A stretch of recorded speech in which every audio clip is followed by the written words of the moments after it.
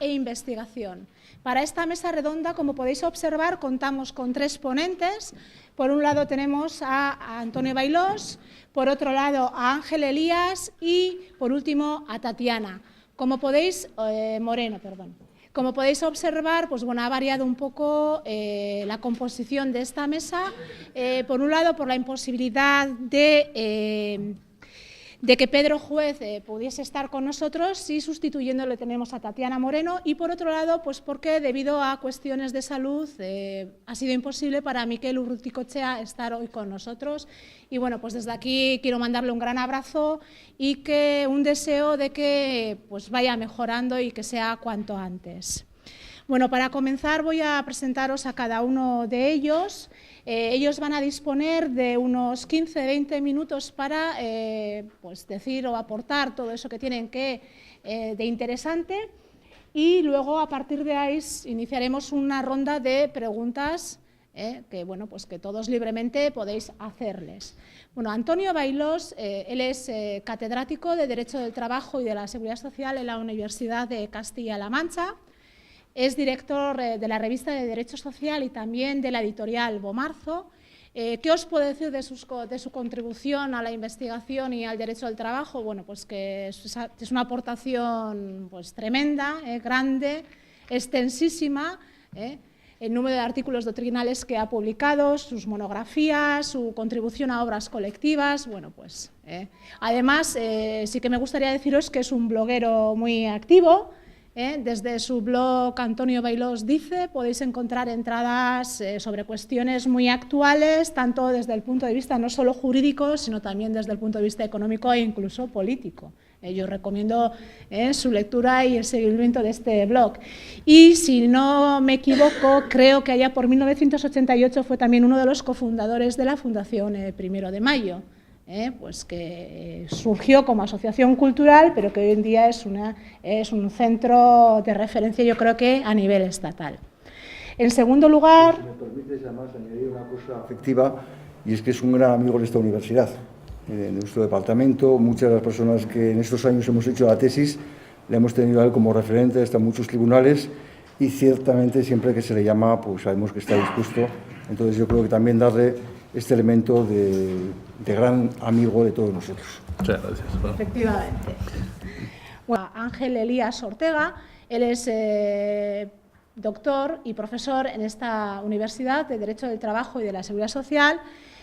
Además, es el director de la Escuela de Relaciones Laborales. Igualmente, es el director de la Asociación Española o Estatal, perdón, de los Centros Universitarios de Relaciones Laborales y de Ciencias de Trabajo. Además, hay que destacar que antes de comenzar su labor en la docencia, ejerció como abogado laboralista durante 15 años. Bueno, sin más dilación, vamos a dar comienzo a las ponencias. Y Antonio, por favor, cuando quieras. Muy bien. Bueno, esto así va bien, ¿no? Digo, para vosotros veis, ¿no? Perfecto. Bueno, pues ante todo, muy buenos días y muchísimas gracias. Bueno, yo soy el que estoy encantado de venir aquí, no solo como decía Ángel y también Edurne, porque siempre es un gusto, ¿no?, estar en esta escuela y con tantos buenos y viejos amigos, ¿no? Viejos no de edad, sino que a veces, ¿no?, pero digamos por una larga amistad, ¿no? Bueno, yo me parece que además el acto, la idea, la reflexión sobre la conexión entre intervención profesional y docencia e investigación es un hecho, pues, extraordinario, en el sentido de que normalmente no es un tema que se ponga, que se discuta, que se debata, y sin embargo me parece que es muy interesante, ¿no?, como tal. Yo mi intervención es en estos 20 minutos breves, y que luego ya pues naturalmente podríamos discutir, hacer de una manera muy esquemática una especie de recorrido histórico sobre cómo en España se ha realizado esta conexión entre abogados laboralistas, intervención en general profesional y lo que podría ser academia, etcétera, etcétera, ¿no? Muy brevemente, esto es lo que quería yo hacer a lo largo de una serie de etapas. La primera etapa, que me parece que es evidente, es la del tardofranquismo y la transición, como un elemento para que vosotros lo tengáis en cuenta, en el cual los agentes en el campo jurídico laboral eran fundamentalmente los llamados abogados laboralistas, que es el elemento central, junto con interesantes experiencias a veces de unidad entre abogados laboralistas y gabinetes económicos, fundamentalmente pensar que en todos los años 70, sobre todo a partir de años 75 en adelante, hay una gran oleada de crisis, etcétera. Entonces hay ese tema y en el lado universitario, los PNNs, ¿no? Los profesores no numerarios, que era fundamentalmente el elemento más creativo, más general. Bueno, en esa relación, que es una relación entre teoría y praxis, ¿no?, que estaba más volcada, yo creo, sobre moldes políticos que sindicales, es decir, lo que más interesaba ahí era una idea, un modelo político de sociedad, etcétera. En ese sentido, naturalmente, yo creo que el movimiento de abogados laboralistas era, vamos, el movimiento, los abogados laboralistas, la praxis de los abogados laboralistas era determinante. Era determinante también para lo que sería la investigación universitaria, que venía a sostenerla, a mantenerla, etcétera, ¿no? En una aplicación muy especial, muy propia de nuestro país, del uso alternativo del derecho que, en definitiva, lo que venía a implicar era la utilización de los esquemas jurídicos y de las estructuras jurídicas que daba el tardofranquismo, los resquicios que ofrecía ese tema, pero la utilización, naturalmente, a favor de los intereses de los trabajadores. Pensando, por otra parte, que también no solo era lo laboral, sino que tenía una fuerte presencia de lo penal, ¿no? Es decir, el abogado laboralista era también un abogado que defendía, digamos, la parte sindical, la parte que aparecía frente al top, etcétera, etcétera. Bueno, a mí lo que me parece más interesante ahí es que el abogado laboralista era un elemento central en la acción sindical y en la extensión del sindicato. Es decir, no se comprende bien la extensión del sindicato y del movimiento sindicalista, del movimiento sindical, en esa etapa de transición y del tardofranquismo de transición, sin la presencia de los abogados laboralistas. A mí me parece que esto es un elemento importante. Y desde el punto de vista de la investigación y la docencia, como digo, una gran parte de los, digamos, de los PNNs, ¿no?, como un elemento dinamizador, se basaba fundamentalmente en ese apoyo, apoyo doctrinal, etcétera, a ese tipo de soluciones, fundamentalmente sobre la base del derecho comparado. O sea, era un elemento muy importante para la reflexión, entonces, cuáles eran los modelos nacionales. Nosotros, naturalmente, lo que se hacía es que el modelo alemán era un modelo normalmente vilipendiado, es decir, digo, en líneas generales, ¿no?, como tal, mientras que se llamaba el modelo francés o modelo italiano, eran los modelos y una acentuada interés por la OIT, por lo que en aquel momento era sobre todo libertad sindical y negociación colectiva. Pero también no solo eso, sino el interés que demostraban las estructuras sindicales, en aquel momento clandestinas o semiclandestinas, y luego ya en la primera legalización, por acudir a la OIT, por utilizar la OIT, por notar la presencia sindical en la Organización Internacional del Trabajo. Bueno, por tanto, hay el debate sobre modelos sindicales, sobre modelos laborales, era un debate muy fuerte en qué, en materia de negociación colectiva, en materia de acción sindical en la empresa, en materia de derecho de huelga. Es decir, esto es un poco el punto de partida de esa relación a la que me interesa. Posteriormente, naturalmente, aparece un periodo de consolidación del modelo democrático de relaciones laborales, que sería toda la década de los 80 hasta el 88, 89, en donde naturalmente está la Constitución, el Estatuto de los Trabajadores y la Ley Orgánica de Libertad Sindical. Esos serían los tres grandes mojones, con perdón, no sé si se debe decir así, pero bueno, los tres grandes hitos,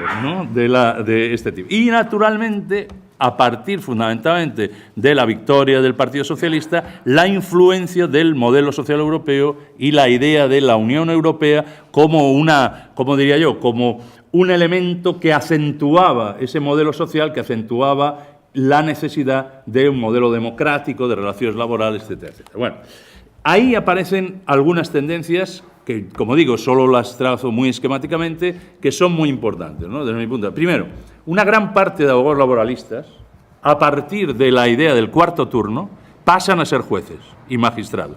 Y, por lo tanto, se produce una diría, un contagio, una contaminación, si se le puede, positiva, claro, naturalmente, una contaminación de la justicia laboral, de la justicia del juzgado de lo social, por parte de estas personas que venían en gran parte de la lucha y de la tradición laboralista, ¿no? Al margen de los avatares personales de algunos de esos magistrados, etcétera, etcétera. Y su cambio, ¿no? Pienso, por ejemplo, en Gil Olmo, ¿no? Digo para algunos que están aquí, para que se rían un poco de esta historia, ¿no? Es decir, bien, no voy a insistir más. Bueno, y esto es un tema importante, ¿no?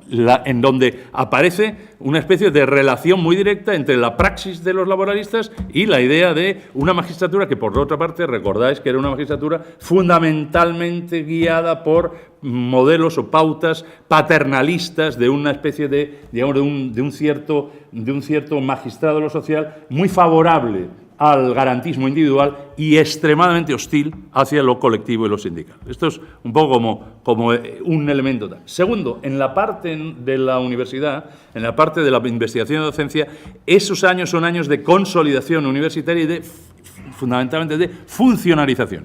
Es decir, ese gran colectivo de no numerarios se funcionariza, se estabiliza, ¿no? Y, naturalmente, bueno, como os podéis figurar, a través de, no sin conflictos, aquí en la UPV no voy a señalar los enormes conflictos que eso mantuvo, pero en cualquier caso es una estabilidad, aparece una estabilidad que lleva consigo también una estabilidad salarial y una estabilidad en términos de autonomía como tal. Esa etapa es una etapa de extensión de universidades, de creación y ampliación de universidades, pero es también y por tanto establece una especie de pugna en el interior de la universidad, en concreto del derecho, entre la centralización de las decisiones y de los pensamientos que daban las antiguas escuelas de pensamiento, que vosotros aquí conocéis bien, como luego la tensión hacia la diversidad de las cátedras. Al haber tantas universidades, resulta que hay una especie de descentralización de este tema, y eso genera también un tipo de... En materia sindical, esos años están marcados por la división sindical. Y por lo tanto, hay ahí en la división sindical, a mí me interesaría resaltar una diferencia, ¿no? Mientras que el modelo comisiones obreras, yo debería haberlo dicho desde el inicio, voy a hablar más desde una perspectiva más centralista, ¿no? Puesto que no voy a atender tanto por mi propia experiencia, ¿no? Lo cual no quiere decir que luego en el debate podamos intentar trabajar un poco sobre aspectos más concretos de algunos territorios, ¿no? del Estado, de algunas nacionalidades. Pero lo que señalo es que desde el punto de vista de esta división sindical, el modelo de comisiones obreras se basa mucho más en atender la importancia de la ley y de los jueces. Por lo tanto, es un modelo que fundamentalmente está basado sobre la praxis de los abogados laboralistas. Y no por casualidad, ese aspecto es uno de los más desarrollados en comisiones, en donde, digamos, hay una cierta conceptuación de la negociación colectiva como un elemento funcional a la ley, pero una gran confianza en la ley. Mientras que, sin embargo, el modelo más ligado al acuerdo al AMI, a los acuerdos entre UGT y COE, es una especie de paradigma que se basa fundamentalmente en la negociación colectiva, en la flexibilidad contratada, en el intercambio entre derechos sindicales y limitación o debilitamiento de las garantías individuales. Mientras que, por el contrario, como digo, y eso es un modelo que es más asumido ideológicamente por lo que se llamaría la inteligencia de la universidad, ¿no? Es decir, el bloque hegemónico de lo que se llamaría el laboralismo progresista, y eso ¿en qué aparece también? En los nuevos instrumentos que se abren para el espacio del debate teórico jurídico. En los años 80 se crea la Revista Española de Derecho del Trabajo, es una revista gestionada por la derecha académica y derecha social posfranquista, puesto que es Alonso Lea el que lo dirige, pero también es una revista en donde, digamos que de alguna manera se abre a lo que es la academia, entre comillas, ¿no? A ese poder centralizado. Y luego aparecen dos manifestaciones, Relaciones Laborales, que es la revista que nace del AES, del Acuerdo Económico y Social, es decir, y además nace de manera explícita, es decir, en su comité editorial aparece UGT, COE como tal, es decir, como responsable ejecutivo de UGT y responsable de la COE como tal, y actualidad laboral, que por el contrario, actualidad laboral es la que representa un poco el resquicio de la vieja jurisdicción social, es decir, el resquicio de los viejos jueces de la social, por lo tanto, extremadamente, digamos, más proclives al individualismo que no una visión individualista del derecho al trabajo y contractualista del derecho al trabajo que no una visión colectiva como tal. Ese inicio, que es la consolidación democrática, tiene una especie de continuación muy interesante entre el 89 y el 93, que es se abre la posibilidad de profundizar el modelo democrático de relaciones laborales. Y la profundización del modelo democrático de relaciones laborales se abre a partir de un hecho fundamental, que es la huelga del 14 de diciembre de 1988 y la unidad sindical la unidad de acción sindical que se había realizado escasamente antes, es decir, a partir de principios del 88, 87, 88 como tal. Y por lo tanto, ahí, en este sentido, ¿qué es lo que más me interesa resaltar? La idea de que en esa etapa se construye un grupo importante de intelectuales orgánicas al servicio del movimiento sindical. Y cuando digo un grupo importante me estoy refiriendo a gente como María Emilia Casas, Fernando Valdés, Luis Enrique de la Villa, es decir, gente que en aquel momento suponían formaban parte del grupo más selecto, ¿no?, más dirigente de este tema. Miguel Rodríguez Piñero siempre en aquel momento estaba ya en el Tribunal Constitucional y por lo tanto no podía actuar como tal, pero me refiero que ese es un elemento que aparece muy claramente con la ley de 1991, asesorando. Este grupo asesora e incluso en unos momentos hace diseños de ley en materia de la ley de información sobre los contratos del año 91, la ley de huelga, la iniciativa sindical, la PSP, la propuesta sindical prioritaria. Es decir, aparece ahí un elemento central. Y luego, también en esa idea, se abren espacios de debate entre la universidad, los abogados y los jueces, pero con una mirada, solamente una mirada esencialmente progresista.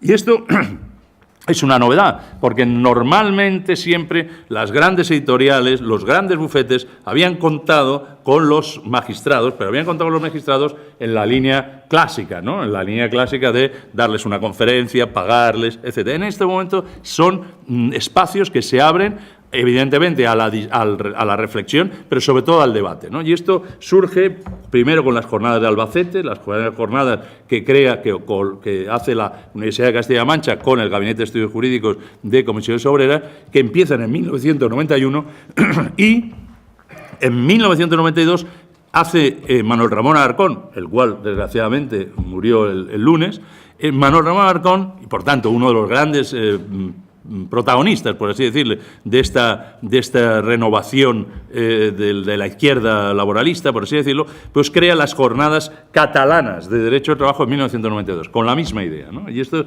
es un elemento importante como tal. Bueno, después como veis, voy a toda velocidad para conseguir más tiempo, ¿no?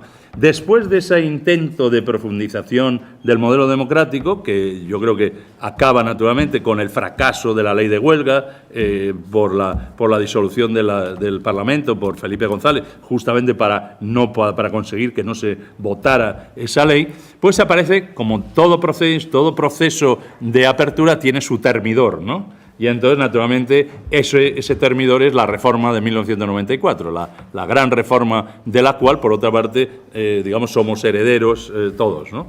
Bueno, entonces, esa reforma, recordáis que es la reforma del 94 y luego, 3 años después, los acuerdos interconfederales de 1997, ¿no? Se interpreta de manera distinta. Los partidarios de la reforma del 94 entienden que los acuerdos del 97 son el fruto razonable y normal de esa reforma. Los partidarios de esos acuerdos del 1997 entienden que es una corrección importante a las líneas generales de 1994. Pero lo que a mí me interesa señalar es que en ese momento se produce una división, una fragmentación importante de la doctrina laboralista. ¿En qué sentido? En el sentido de que ya no es la fragmentación que se había hecho en los años 80 entre partidarios del modelo comisiones, por decirlo, y el modelo UGT, etcétera, sino que ahora es una división horizontal, ¿no? Es decir, hay una doctrina que se coloca, se posiciona al lado de los sindicatos, y hay una doctrina que se posiciona al lado de la reforma laboral, es decir, de la derecha económica, de la COE, del Gobierno y del Partido Socialista. Y esto se rompe, es una ruptura muy neta, muy fuerte, que durante 3 años se produce incluso en la Asociación Española de Derecho del Trabajo, se crea una Asociación Española de Laboralistas, que luego desaparecerá, pero que para intentar aglutinar este tipo de historia. Y, naturalmente, se crea en ese sentido, como fruto de esa ruptura, que luego se consolidará, pero que es una ruptura en aquel momento importante, se crea la Revista de Derecho Social en 1998, que es la idea de construir un instrumento de debate específico en lo que se llamaría el área del progreso, que naturalmente otros le llaman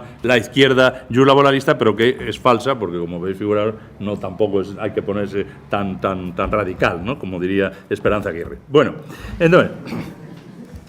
Y, por otra parte, se siguen abriendo, es decir, este tipo de división genera un fuerte debate, se siguen abriendo nuevos espacios de interlocución entre estos jueces, es decir, más que nada, Poder Judicial, abogados, laboralistas y universidad. Fundamentalmente estoy hablando de las jornadas de Alicante, pero están también las jornadas de otoño de Derecho Social, que nacen también en 1998, 1999. Esto es un elemento central. Y el propio Consejo General del Poder Judicial entiende que que la formación de los jueces y magistrados puede beneficiarse de este tipo de espacios. Y, por tanto, ingresa en los cursos de formación que ofrece a los jueces justamente este tipo, por vez primera, ¿no?, este tipo de encuentros, que son encuentros fundamentalmente, digamos, parasindicales o de este tipo. A partir de ese momento entramos en lo que se puede llamar la década desperdiciada, ¿no?, que es entre el 2000 y el 2010, ¿no? ¿Y por qué? Porque desde el punto de vista sindical hay una cierta rutinización de la gestión de las relaciones laborales. En el materia de docencia y sobre todo de investigación hay una gran extensión de tendencias investigadoras o de tendencias académicas que no sean incómodas, que no incomoden. Quizá porque había habido esa ruptura, esa separación, pero entonces se buscan espacios de investigación que no sean, digamos, que sean aceptados por todos, ¿no? Fundamentalmente, por ejemplo, como podéis figuraros, uno muy interesante, pero que se ha desarrollado mucho, es el tema de la conciliación.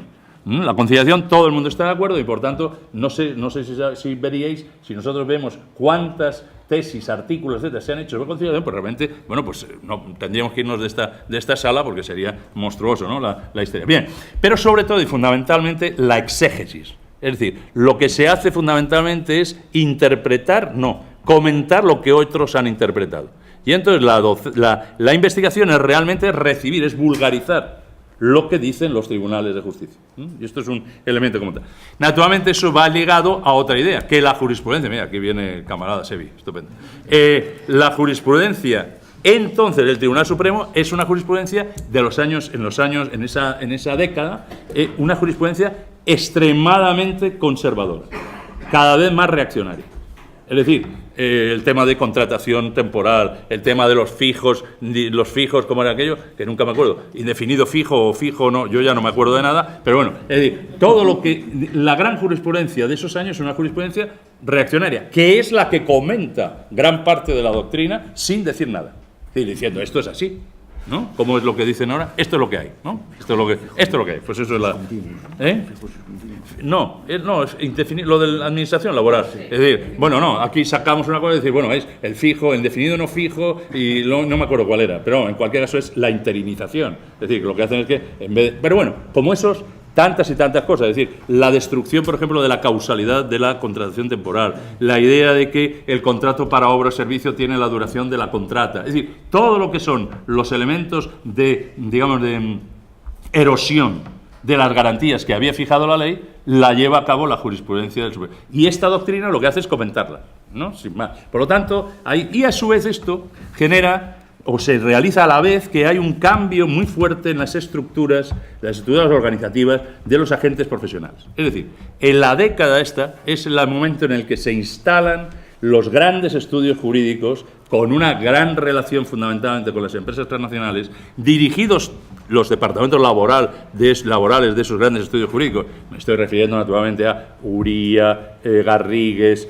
Cuatrecasas, y ya no me acuerdo de cuáles más, no me acuerdo cuáles más, pero vosotros lo sabéis todos, pero bueno, estos 3 bastan, que todos ellos están dirigidos, esos departamentos laborales, por catedráticos fundamentales. Y eso además va a generar naturalmente un polo de atracción importante, unido naturalmente a otros clásicos, a otras clásicas como la Fundación Sagardoy o algunos de estos temas que luego van a tener un protagonismo más grande. Bueno, este es un cambio muy grande frente a los clásicos bufetes empresariales de abogados en solitario o ligados orgánicamente a la patronal. Es decir, frente al despacho de Manuel Alonso García o al despacho de Fabián Márquez, aparecen estas grandes corporaciones de abogados. Frente a lo cual, además, aparece en las asesorías jurídicas de los gabinetes económicos de los sindicatos un adelgazamiento, una degradación, un no atención. Es decir, la capacidad de estos centros de creación de acción jurídica es cada vez está más reducida, ¿no? Porque, entre otras cosas, ni tiene medios, ni tiene ideas, ¿no? Como tal, ¿no?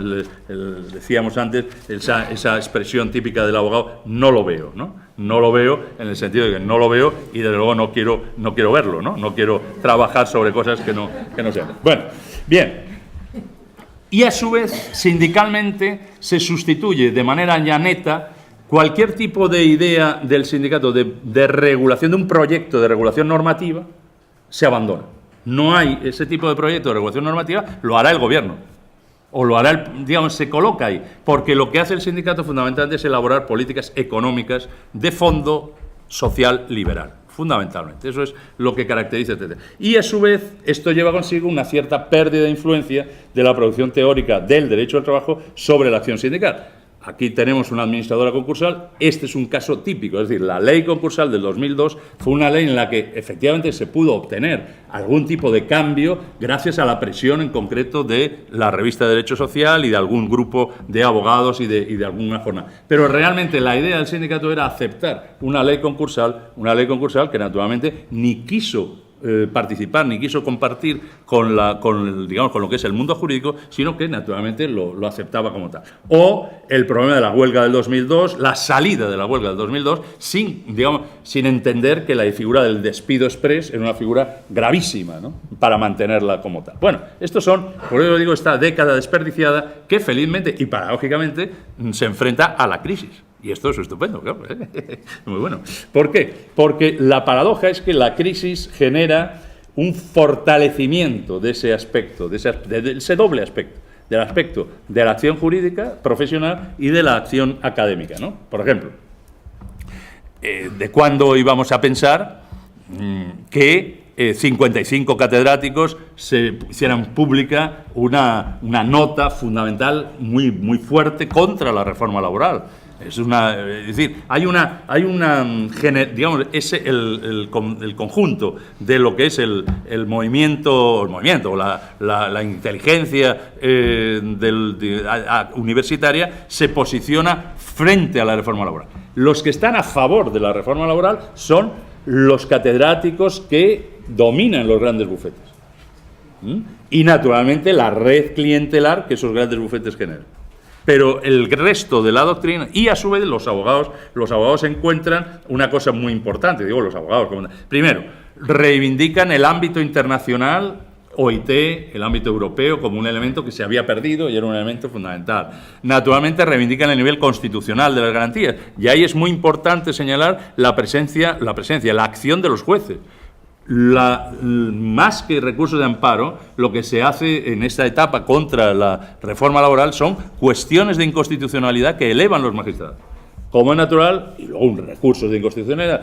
El resultado, ya lo sabéis, no es necesario decirlo, el resultado naturalmente es un resultado, pues como todos sabemos, es decir, basta, es decir, la apropiación partidaria del Tribunal Constitucional por parte del Partido Popular hace que cualquier iniciativa en ese tema se desaparezca. No fracasa. Pero lo que a mí me interesa es resaltar el camino, ¿no?, cómo ha llegado. Y luego, a su vez, la acción judicial ante los tribunales superiores de justicia y sobre todo y al final ante el Tribunal Supremo ha sido naturalmente muy importante, porque el Tribunal Supremo ha corregido la línea contraria, la línea reaccionaria, la línea conservadora que tenía en los años 2000. Y por tanto ahí ha habido un cierto éxito, que posiblemente en la mesa posterior hablaremos, un cierto éxito en materia de despidos colectivos, en materia de huelga, en materia de ultraactividad, etc. Es decir, ha habido ahí un tema, ¿no? Por tanto, eso ha generado una reacción de los asesores profesionales del capital, que es naturalmente que han sido sorprendidos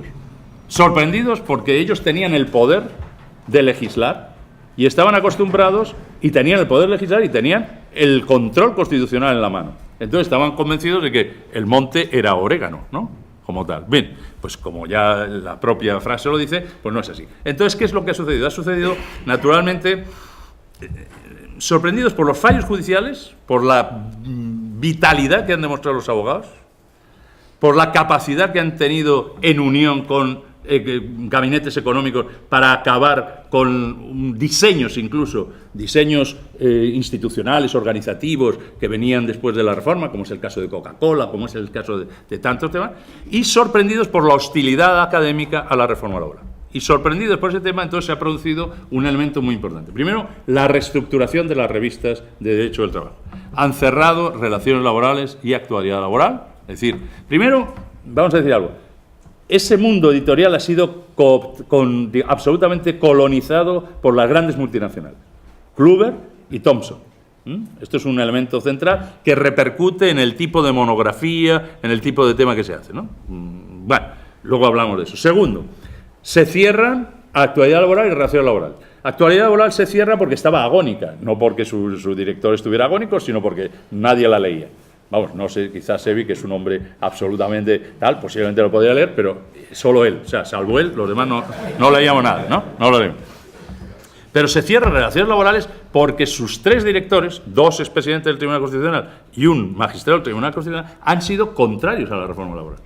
Y se les cierra por eso, no se les cierra por problemas económicos, se les cierra por eso. Y una llamada especial del Ministerio de Trabajo al consejero delegado de Kluwer permite y obliga a cerrar. Cerrar de manera absurda cuando era una revista que... Bien, esto es un tema importante. Y surge a cambio una revista que es Trabajo y Derecho, inteligentemente confiado a uno de los nuestros, pero ¿en qué sentido es importante esa nueva revista? Una parte fundamental de esa revista está dedicada a la producción de los grandes bufetes, que es la parte que lleva el presidente de la Fundación Sagardoy, que es Jesús Mercader, y fundamentalmente esa revista lo que hace es la orientación académica de los grandes bufetes sobre los grandes bufetes. Y eso es una cosa que nunca había sucedido, ¿no? Como un elemento importante como tal. Naturalmente, esto continúa, es decir, esto no quiere decir nada más que en otro nivel desaparece actualidad aranzada y social, desaparece jurisdicción social y se monta una nueva revista española de Derecho del Trabajo en la que confluye todo ese tipo de temas. No tiene mucho interés más que esa revista es un poco, digamos, el elemento del exégesis, o sea, esta tendencia a la neutralidad, a la interpretación neutral aparece ahí como un elemento central y ahora, sin embargo, está la revista de Derecho Social y, eso sí, la creación, pero naturalmente como una resistencia, como una resistencia a considerarse desaparecida de lo que llaman Derecho a Relaciones Laborales, que ha creado Francis Lefebvre y, por tanto, también otro grupo importante, pero que aparece como un polo, ¿no? Como un polo ahí, posiblemente muy ligado al emerger de una polaridad anti-PP en otro tipo de cultura como tal. Bueno, lo más interesante, aparte de eso, es que también se revigoriza el campo de formación a través de las editoriales, Kluwer, Thomson, y las fundaciones, y ese campo de formación es un campo extremadamente activo. ¿Sobre quién? Sobre los abogados, fundamentalmente. Eso es un elemento decisivo. Y sobre los jueces. Intentar, naturalmente, que cambie, es decir, conseguir que la formación que reciben los jueces sea una formación adecuada a las necesidades en las que ahora estamos. Y, por tanto, además de eso, los grandes bufetes, los grandes asesores profesionales ofrecen diseños institucionales completos. Por vez primera, los sindicatos no lo hacen, pero los grandes bufetes profesionales hacen una especie de diseño institucional general y diseño institucional para cada uno de las, no solo de las empresas, sino ramas profesionales, etc. Son extremadamente activos en este tema. Bueno, esta es la situación en la que estamos, es una situación de resistencia y de debate, en donde lo únicamente lo que demuestra claramente es que el campo del derecho del trabajo es un campo de lucha enormemente importante, donde hay una gran capacidad de resistencia y el problema es, hay una gran capacidad de resistencia crítica, hay una gran capacidad de establecer, por así decirlo, los resquicios, de reescribir las normas, las decisiones judiciales, pero falta, desde mi punto de vista, el modelo de relaciones laborales, el diseño general de un modelo de relaciones laborales que sea compartido, sea por los operadores jurídicos, como se decía en una ocasión, que los teóricos jurídicos, ¿no? Y esto es el resumen atropellado y además demasiado largo que he realizado. Muchas gracias. Voy a intentar de alguna forma completar lo que ha dicho Antonio, un poco más desde la realidad nuestra aquí, y para ello empezaría recordando que la titulación que aquí impartimos, que es Relaciones Laborales, que a lo largo de los años, nosotros, os decía ayer, llevamos 25 años en esta Universidad del País Vasco como centro, y con esta titulación, que en sus inicios, cuando empezamos a finales del 89, era diplomatura de graduado social, unos 10 años después se convirtió también en diplomatura, pero de Relaciones Laborales, y desde hace ya 5 o 6 años es el actual grado de Relaciones Laborales y Recursos Humanos. Más allá de la titulación, yo creo que un elemento diferente que tenemos en nuestro Estado en relación a otros ámbitos comparados es la profesión que esta titulación faculta, que es la de graduado social. Esto no se da. Existen, obviamente, en todos los países hay normas de contenido laboral y hay profesionales que se dedican a operar con ellas. Pero digamos que el ejercicio profesional concreto de graduado social es una particularidad nuestra y que yo diría también tiene un nivel de desarrollo diferente en unas y en otras comunidades del Estado. Probablemente aquí no sea de los lugares donde hay un mayor desarrollo profesional en el ámbito de graduado social. Y en concreto entre las distintas promociones que han acabado en nuestra titulación, pues no son demasiadas las personas que luego se han dedicado a ejercer como tales profesionalmente. Nosotros como centro, os decía que empezamos en el año 89 y ha comentado perfectamente Antonio cómo a través del cuarto turno buena parte de personas que trabajaban como abogados laboralistas llegaron a nivel de la judicatura. Aquí no en la misma nivel, pero también un poco cuando a finales del 89 empezamos, yo entré en 2 años después, cuando la primera promoción llegaba a tercero, yo estaba, como ha dicho Edurne, ejerciendo de abogado laboralista, llevaba ya pues, prácticamente 15, 16 años, y pues la propia persona de Miquel que me precedió, yo mismo, compañeros y compañeras de aquí, pues tenemos a Isabel Ochoa, a Juan Hernández y unos cuantos más, bueno, pues vimos la posibilidad y el interés de entrar en la universidad. En estos años ha cambiado todo y desde luego la universidad ha variado muchísimo. Pero yo sí diría que desde el inicio nosotros en la universidad, que sepáis, en la mayoría lo conocéis, cuando hablamos de ámbitos de conocimiento, aunque quizá lo más conocido desde el punto de vista de la sociedad seamos los centros, pues la facultad, la escuela, sin embargo en las áreas de conocimiento funcionamos por departamentos. Y aquí en el que coincidimos tanto Edurne, Antonio como yo, pues con distintos nombres, pero de alguna forma es el que se centra en ámbitos de derecho del trabajo, de la seguridad social, aunque en centros como el nuestro, pues tanto departamentos como el de Tatiana, aquí tenemos a profesoras como Ainhoa y demás, pues son titulaciones muy plurales, donde hay áreas de conocimiento también muy variadas, desde la economía, sociología, psicología, historia, ingeniería, etc.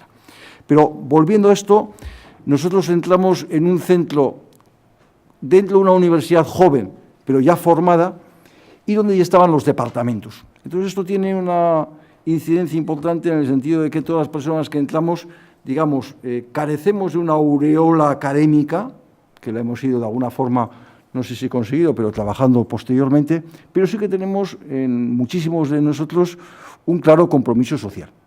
Tenemos claramente entrar en esta universidad con un aire de servicio y con una perspectiva de que podemos apoyar. Ha planteado también Antonio en la visión, llamaba centralista, pero digamos a nivel de todo el Estado, pues un poco la realidad de los distintos movimientos sindicales.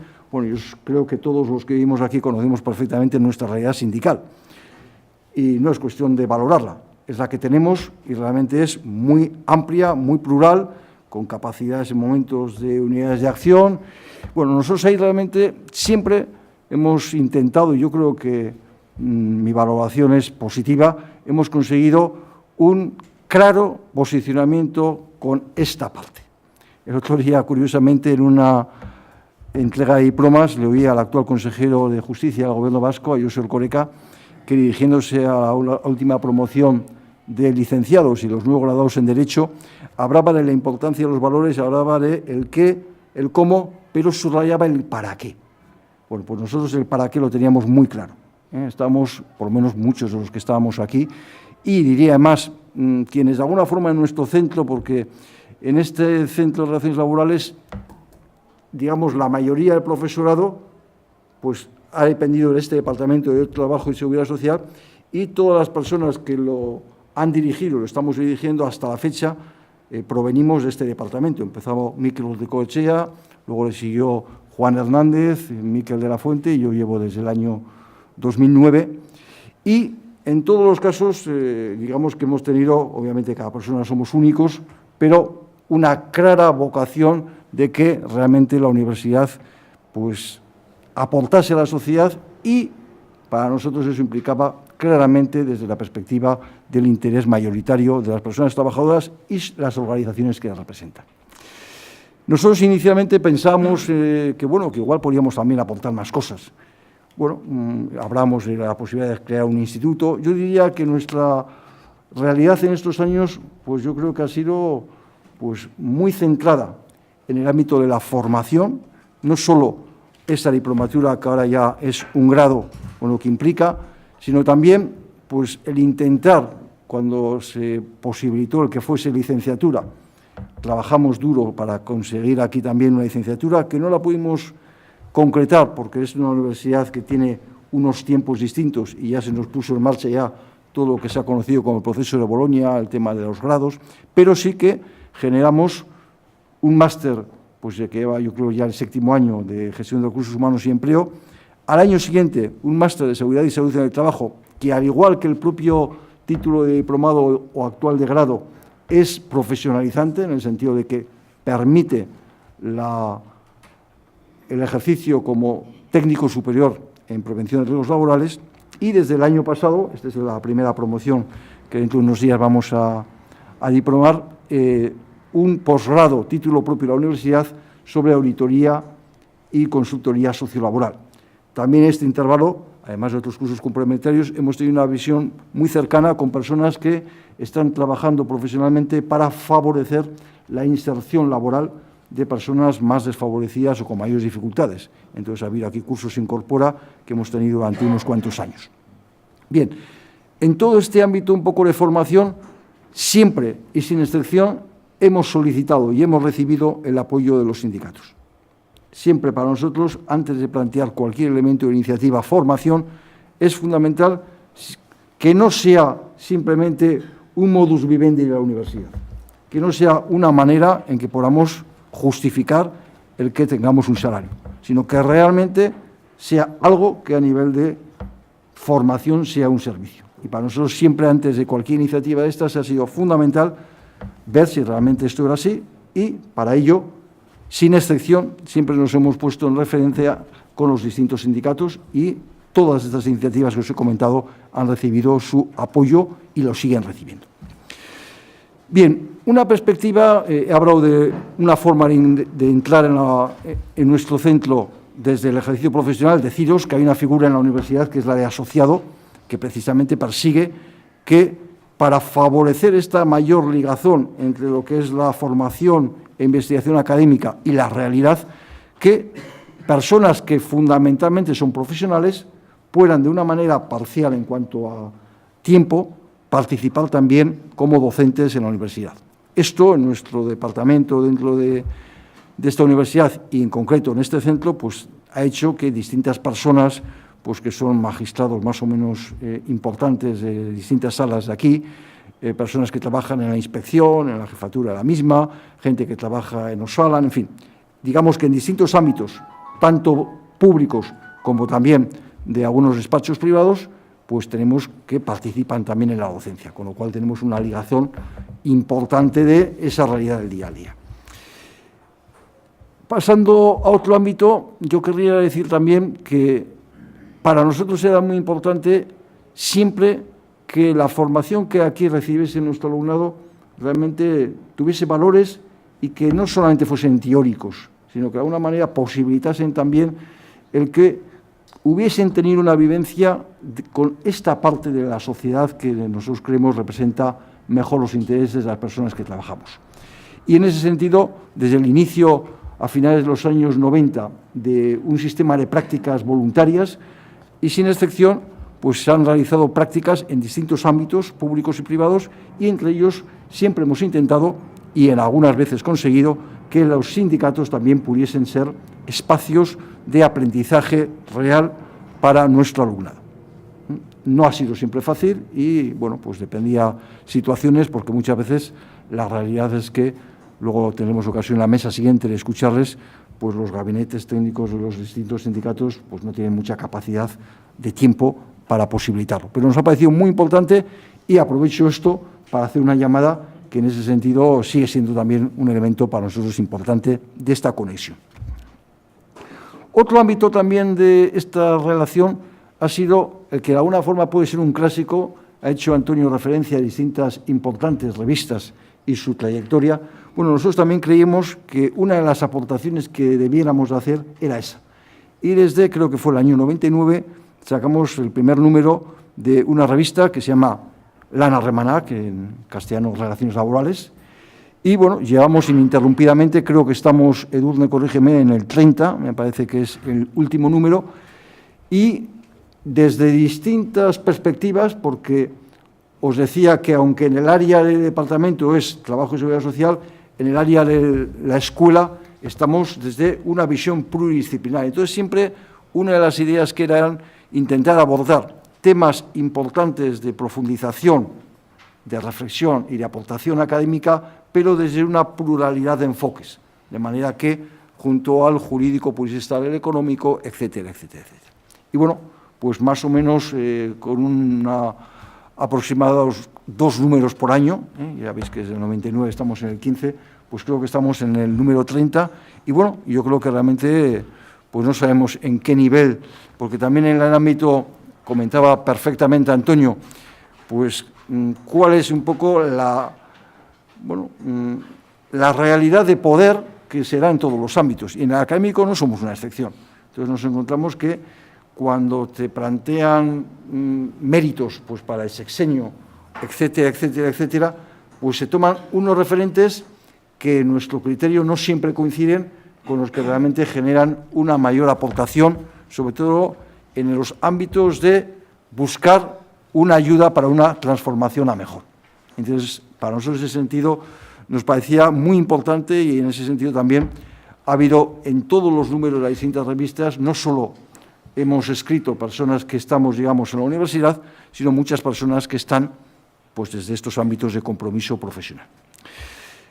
Unos años después también pusimos en marcha otro tipo de publicación que inicialmente fue en el mismo boletín del centro, un boletín que pretende el objetivo de favorecer una comunicación entre las personas que trabajamos en la misma escuela o que de alguna manera están cercanas a la misma, y ahí empezamos a incorporar al final pues unas cuantas páginas sobre links, enlaces a artículos que nos parecían especialmente de interés que habíamos visto publicados y que obviamente podríamos simplemente poner el link a esa publicación. Estamos hablando, por tanto, sobre todo de aquellas que han aparecido en la red, en web, en Internet. Bueno, esto lo vimos que era realmente una cosa que interesaba y le hemos dado un rango un poquito diferente y en los últimos años hemos convertido en ser una revista que, si entráis, os invito, porque intentamos hacer un esfuerzo de actualización y de interés en la web de nuestra escuela. En la parte izquierda veis al final que aparecen estas revistas, Rana Remanac, la que ahora os menciono, que se llama Gastelán, y al final congresos y jornadas que ahora os voy a comentar. Bueno, pues deciros que aquí, con una periodicidad más o menos trimestral, intentamos, pues en unas 12, 15 páginas, todas ellas llenas de links, donde solamente aparece el nombre del artículo y la persona que lo ha escrito y el link en el que se puede acceder, con lo cual, con un doble clic, podéis encontraros en cada una de estas revistas, pues igual 200 o más artículos, que nos parece que es un servicio a la hora de aportar y, desde luego, también sirve para la propia dinamización metodológica de la docencia. Pero bueno, intentamos también que tenga esta finalidad. Otro elemento importante es la participación directa en tareas de proyectos de investigación. Bueno, esto es un clásico también que en los últimos años yo creo que además se tiende a dar mayor importancia en el ser profesional de quienes trabajamos en la universidad. En ese sentido, deciros que quienes empezamos en ámbitos de escuelas donde se daba la diplomatura, había como una especie de diferencia entre diplomaturas y licenciaturas, y a esto se les parangonaba un poco centros que se denominaban escuelas, como esta, a otras que se denominaban facultades, sobre todo en las áreas sociales, jurídicas, económicas. Y un poco de alguna manera, la diferencia también en el acceso teórico era que para poder entrar en una facultad y poder impartir en una licenciatura tenías que ser doctor, doctora, cosa que no se exigía, aunque en la práctica hoy en día, pues prácticamente todo el mundo que quiera trabajar, al menos en una universidad pública, pues se le exige que sea doctora o doctor. En esta perspectiva de lo que era la titulación, bueno, pues claramente os decía que el ámbito de la investigación cada vez es más importante, y entre nosotros, pues yo creo que también somos un ejemplo de esa procedencia y compromiso que aparece también en la misión, visión y valores del centro, y os puedo decir que buena parte de las personas que estamos en esta titulación, pues estamos comprometidos o bien con institutos como puede ser el de GESCI, que es un ámbito de la Universidad del País Vasco con la economía social y solidaria, EGOAC, que es también un instituto que está en ámbitos de cooperación, con entidades como Paz con Dignidad, que hemos generado pues un observatorio sobre las multinacionales en América Latina, que se han hecho muchas publicaciones, personas como Isabel Ochoa, que además ha generado pues un importante, yo creo, número de personas que de este centro luego han seguido trabajando en ese ámbito, comprometidas con un ámbito siempre de gran discriminación, que es el de las personas que trabajan en el hogar, las denominadas más o menos empleadas de hogar. Entonces, una de las personas que está desde siempre trabajando con la Asociación en Vizcaya en este ámbito y en una perspectiva también académica y de investigación. En el ámbito de la economía social y solidaria, desde hace muchísimos años, pues en proyectos de intentar favorecer pues este tercer sector, pues se ha trabajado. Y bueno, yo os diría que me comentaba antes Edurne que recientemente, desde septiembre, nos ha tocado el honor de presidir a nivel estatal esta asociación de centros de relaciones laborales y de ciencias del trabajo. De alguna manera esto suele generar la obligación de organizar un congreso. Bueno, lo vamos a celebrar y aprovecho para invitaros, si alguno lo consideráis, va a ser el 18 y 19 del próximo mes en Bilbao, en el Vizcaya Aretoa, y el lema va a ser relaciones laborales ante los retos de una economía social y solidaria. Nos parece que realmente es un elemento central y así lo ha parecido también a la Junta Directiva de la Asociación y a la última asamblea, y esto va a implicar pues profundizar, yo creo que en unas áreas que igual se separan un poco de lo que fue la mesa redonda de ayer, muy centrada obviamente en lo que era el título, que es el de estas crisis empresariales y las respuestas desde el punto de vista de la defensa de los derechos de las personas que trabajamos, pero yo creo que es un elemento central cuestionar, pues bueno, el tema del empleo. Entre nosotros, el último 1 de mayo, pues aunque no sea unos sindicatos mayoritarios, pues ya lleva muchos años y de una forma clara ESK, con el que también tenemos una relación importante, lleva ya tiempo cuestionando el tema del empleo. Es decir, que evidentemente no en contra de los intereses de las personas que trabajan, sino sí cuestionar que realmente ese paradigma, pues por una parte sea el realista hoy y sobre todo sea el conveniente. En ese sentido, el binomio trabajo-empleo, todos y todas conocemos que no solamente el empleo es la única modalidad de trabajo, están trabajos voluntarios, están trabajos fundamentalmente de cuidados en todo el ámbito familiar, de personas, etcétera, que generalmente han sido en temas de la mujer. Voy acabando, Edurne. Y en ese sentido nos parece que es muy importante. Y yo un elemento también central que añadiría, que cada vez también está más en boga, y sobre eso haré una comunicación en el próximo congreso en Bilbao en junio, es el de la renta básica. Esto también, este sindicato SK lo ha asumido como un elemento central, y a mí me parece que es importante, y con esto voy a terminar haciendo 4 apuntes que tienen que ver, yo creo, con esta realidad de apoyar más la ciudadanía, y la ciudadanía somos las personas que trabajan. Yo creo que los paradigmas de hace unas décadas, en las que algunos que estamos en la mesa, que tenemos ya años, pues nos hemos educado, donde parecía que, bueno, lo que decía también la normativa, el Estatuto de los Trabajadores, el trabajo era indefinido, pero de verdad, y empezabas una empresa y normalmente podías terminar en ella. Bueno, sabemos que esto, pues no sé si era bueno o malo, desde luego yo creo que la realidad ahora es bastante, muchas cosas peor en esta línea, pero ha desaparecido. Entonces, cuestionar realmente que nosotros en julio de hace 3 años, del 2012, ante este retroceso inmenso, ayer ya se habló muchísimo, que empezó no ya en el 2011-12, sino ya antes, en el 2010, con la parte final del gobierno anterior, pero ya con este gobierno de Rajoy, pues donde semana tras semana, viernes tras viernes, los consejos de ministros nos informaban pues de multitud de cambios que iban todos en la misma dirección, de acabar con el Estado de Derecho, sobre todo en el ámbito de un estado de bienestar, un ámbito social. Bueno, pues nosotros planteamos una serie de medidas de denuncia y de crítica, y entre ellas también un lema que en la propia web de la escuela y en mis correos como director siempre aparece, que es en euskera aberastasunen banaketa zuzen baten alde, por un reparto justo de la riqueza.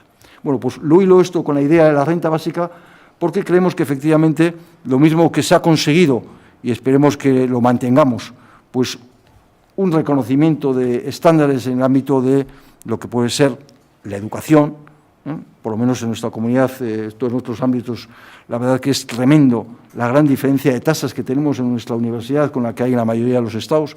Ahora mismo, decía ayer Carmelo, el vicerrector, que nos han reconocido por vez primera en el segundo lugar en el ranking de centros mejor valorados en esta titulación, pero es que aparecía en ese mismo ranking el valor de matrícula.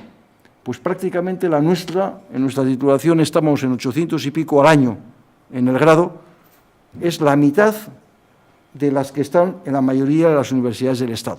Es decir, que estamos hablando de un elemento que la educación las tiene. Pero bueno, yo creo que por lo menos a nivel de ciudadanía lo tenemos claro, el derecho irrenunciable a la educación.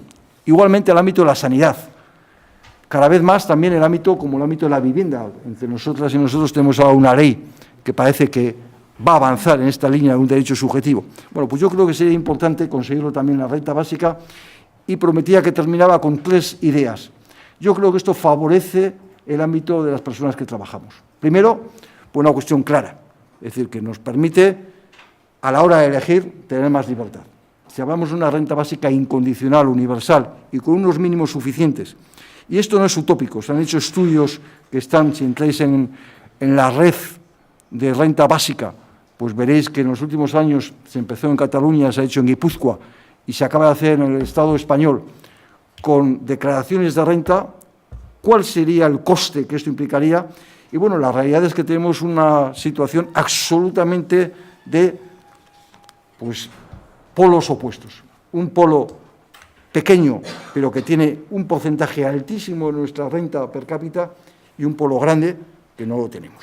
Entonces, esto de alguna manera implicaría que unos 7.000 o 8.000 euros, depende de las comunidades, pues permitiría que con la aportación de no más de un 20 o un 30% de los más ricos, nos beneficiaríamos claramente del 70%, y qué decir quienes se encuentran en el último decil. Es decir, sería un elemento de distribución de la riqueza importantísima, que además, al ser incondicional, nos evitaría todas las trabas que tiene las actuales experiencias como la que tenemos en esta comunidad de rentas de ingresos mínimos, que exigen pues de alguna manera un control que favorecen una literatura absolutamente exagerada sobre las picarescas y los, entre comillas, fraudes, que lo son, pero que permiten que se carguen las tintas y nos olvidemos los auténticos fraudes donde los hay. Y, evidentemente, yo creo que permitiría, por una parte, que a la hora de los trabajos, pues lo que sucede, que muchas veces aquellos empleos que tienen más que ver con las necesidades que esa sociedad tiene de cuidados no coinciden en el mercado laboral, que no es neutro, sino que depende de los que depende, pues que apenas tienen retribución. Esto favorecería, por tanto, necesariamente una subida, favorecería que muchas gentes que ahora, ante la dificultad de un empleo, buscan una iniciativa, pues la pudiesen desarrollar con más tranquilidad. Hay muchísima gente que empieza su propio negocio, pero que realmente al de pocos meses lo tiene que cerrar. Entonces, si tienes realmente un apoyo económico, te permitiría, bueno, pues que si tú crees que tienes una vocación, me es lo mismo de qué, lo puedas desarrollar. Y en el ámbito ya de la reivindicación y la negociación, pues bueno, sería una especie de caja de resistencia. Entonces sabemos la gran dificultad, y aquí pues muchos de los que estáis lo habéis vivido en primera persona, de cualquier rama que significa cualquier conflicto cuando se tiene que acudir a una huelga real, y esta no es una broma. No es una huelga general de un día, no, estamos hablando de huelgas y ahora tenemos pues muchos ejemplos concretos de empresas que están viviendo esta situación. Entonces, realmente que puedas contar con que más allá de esa huelga tienes un mínimo de, pues nos parece que es muy importante. Y en ese sentido me parece, bueno, que quizá en el ámbito sindical, aunque ya os he dicho, la propuesta esta está perfectamente trabajada en algunos sindicatos, en concreto en SK, a mí me parece que es un elemento de avance. Y termino ahora diciendo que para nosotros el hecho de que pasemos a formar ya desde el año que viene una nueva facultad con la titulación de Trabajo Social, pues creemos que aunque desde una perspectiva profesional claramente son salidas distintas, desde una perspectiva de análisis y concretamente en temas como este, pues realmente nos puede profundizar, porque yo creo que tiene claras consecuencias en el mundo del trabajo, pero sobre todo tiene claras consecuencias en el mundo de la ciudadanía. Besterik ez.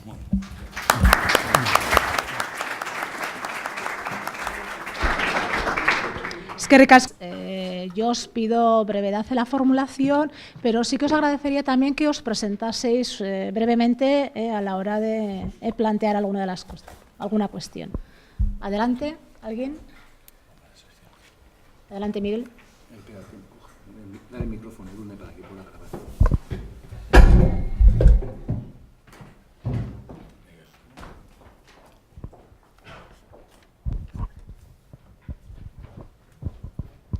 Bueno, yo quería preguntar a Antonio algo que estuvimos comentando anteriormente y algo que también expuso en la charla. Es decir, has dicho claramente que los lobbies empresariales tienen organizado todo un plan bien estructurado para influir no solo en la administración, sino también en las universidades, ¿no?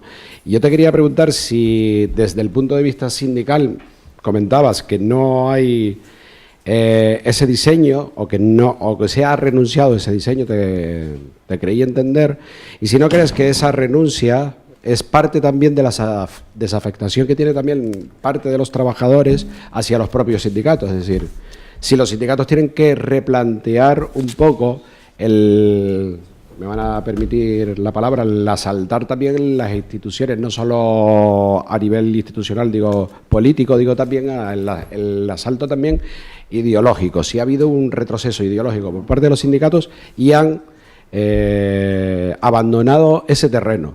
Es decir, una implicación más social que, como apuntaba Ángel Elías, creo que es importante, ¿no? De ir más allá de conectar el mundo sindical con el mundo académico, pero también con el mundo social, ¿no? Esa es la pregunta concreta. Y ya te pongo de pitonizo, si se te ocurre alguna reformulación que pueda superar quizás la excesiva fragmentación sindical que existe actualmente.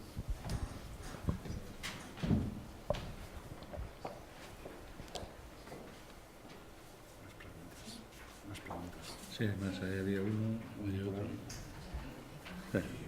Sí, diga. Yo hacer preguntas a la profesora mercantil. Va para ver. el plan de liquidación en las empresas en concurso tiene que ser un plan detallado o es un plan que el administrador tiene carta blanca para hacerlo en formulación abstracta, reservándose a que se irá pagando las deudas de la masa a su vencimiento, pero que antes se pagan los gastos de mantenimiento, es decir, los honorarios del administrador, más los contratos del personal que necesite el administrador antes de pagar la deuda de la masa, y formular un abstracto, o necesita una concreción, y si puede dar alguna bibliografía de dónde viene eso. Y la segunda cuestión es, en las empresas preconcurso, como cada día algunos jueces y muchos abogados y funcionarios sabemos menos, pues ahora resulta que las empresas de preconcurso, en algunos jugadores sociales las identifican con empresas en concurso. Y digo, oiga, que la empresa en preconcurso creo que es con los bancos, es el único problema. Vale. Pero los administradores empresariales siguen. La tramitación del procedimiento de despido sigue siendo competencia, juzgado de lo social. La tramitación del proceso de ejecución y embargo, que fue uno de los graves problemas que se perdió con la reforma, con la ley concursal, la ejecución separada en los años que ha dicho Bailos. Entonces, pero eso sigue adelante, el preconcurso no incide en nada. Entiendo que solo es cuando hay un auto firme de declaración de concurso con toma de posesión de los administradores. Son las dos preguntas. Más.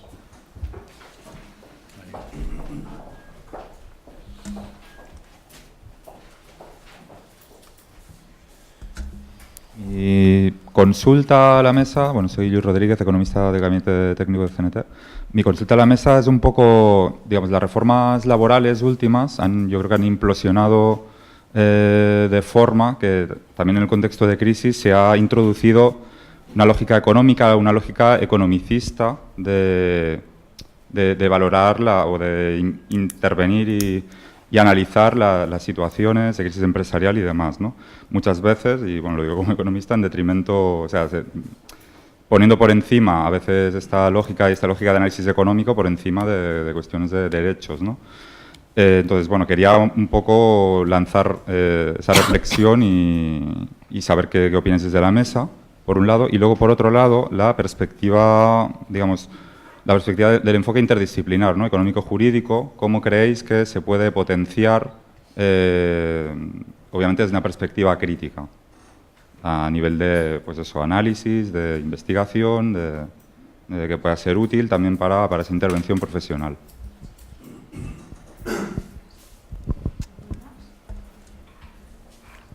Pues adelante, Antonio. Bueno, pues muy rápidamente, o menos, nunca se sabe, vamos, para evitar ya que me tiréis piedras diciendo Esta es la primera pregunta de Miguel, pues es un tema complicado, ¿no? Porque yo creo que hay una gran resistencia sindical. Resistencia, digamos, de ese mundo, de ese conglomerado que hemos visto, que es un conglomerado que son, digamos, lo que son asesores profesionales, asesores sindicales, sindicalismo, digamos, lo que es podría ser investigación y docencia, lo que podría ser universidad, etcétera, en ese sentido. Es decir, en que el discurso, que luego hablaremos con lo que dice el otro compañero, el discurso, digamos, claramente neoliberal, que se lleva a cabo no solo en lo económico, sino fundamentalmente en lo que es la gestión de las relaciones laborales, bueno, pues se enfrenta con un fuerte aparato, ¿no? Yo creo que un fuerte aparato de construcción teórica y práctica. Pero es siempre resistencia, ¿no? O sea, lo que a mí me parece más claro de esta realidad es que nosotros somos fuertes en la crítica, ¿no? Y en la capacidad de reescribir lo que viene dado. Eso me parece que eso es así y que, por tanto, hay mucho instrumento para favorecer este tipo de temas.